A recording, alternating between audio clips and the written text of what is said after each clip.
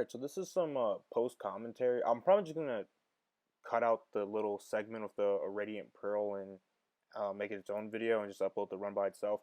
But to answer, I guess the elephant in the room, how are you using controller and playing the 1.0 updates? I don't know on consoles yet. Uh, I have a laptop, so I use that. I plug in my PS4 controller. That's why I can see like near the end where it switches from press square to ready up to like just you know mouse and keyboard stuff. Also explains why my aim's kind of funkier when I try to ping something. I'm not as accurate because I'm not using a controller. Main reason too, because I don't have enough space to put a mouse and keyboard. That's why I use the laptop.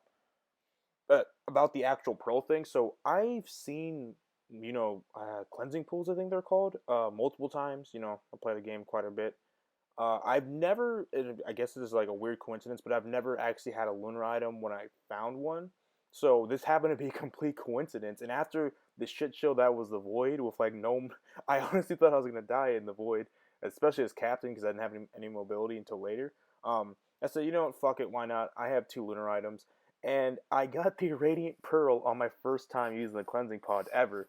And if you don't know, the Radiant Pearl has a 1 in 25% chance to drop, which is I think 0.04% chance to drop, which is pretty fucking low. I mean, if you play Warframe, stuff can be 0.2%, but that's something else.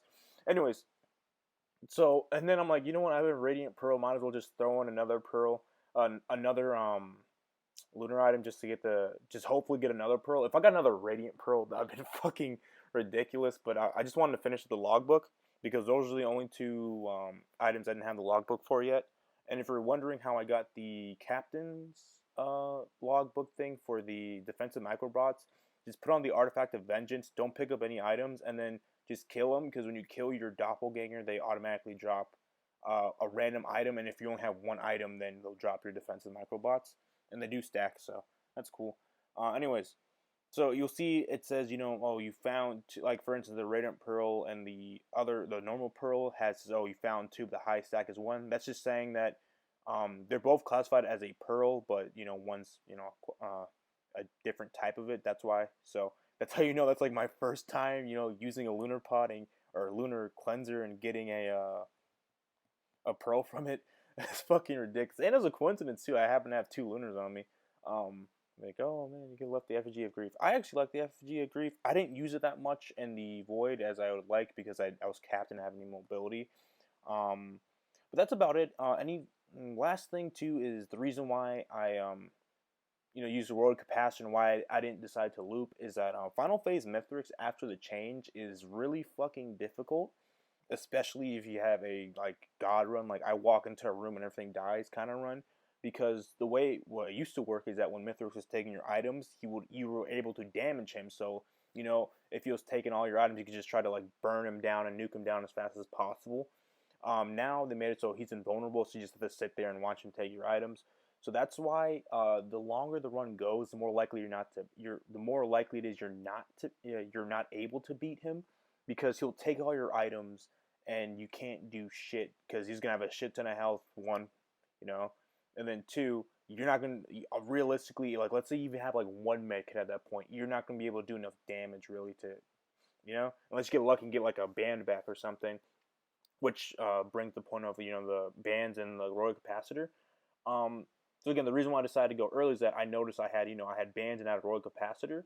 So the way it works is that the bands proc on 400% or greater damage, and royal capacitor does 3,000% damage. So they amplify that damage. So they do 400% of that 300% damage. So that's why I'm like, fuck it, might as well go now because again, if I go any longer, he's gonna have like a shit ton of items, and realistically, like let's say I have like cap crit and a shatter spleen and like all the tri tips in the world. If he hits me once with those needle things, I'm gonna fucking bleed out and die. So that's why most people, if they're gonna fight Mithrix, do it as like in the first loop because again, I know I keep repeating this, but the more you go on, the less likely I genuinely believe if you get a God run, it would be impossible to beat Mithrix because the final phase would kill you unless you had a royal capacitor and when you were just like hiding behind the things. That's why I hid behind the pillars a lot because I didn't want to get hit. I know I didn't have a lot. I had like one tri tip, but I had a chrono bobble and shit. I just didn't want to get comboed to death. Nothing too. Thank God I got Huntress because I have melee acrid. So yeah, honestly, like maybe Loader could have done it, maybe I could have done it, but I don't like getting close to Mithrix at all, especially in the last phase, because his again they buffed his little needle thing, so it's more narrow the his target angle, but it's more accurate, so like they can fuck you up. Um, Also, yeah, the reason why I went all the way back to the teleporter at the beginning of commencement is that there's a frog, you know, the whole entire lore book of glass frogs and shit. Anyways, that's about it. This probably went on longer than I wanted it to, but yeah, thanks for watching.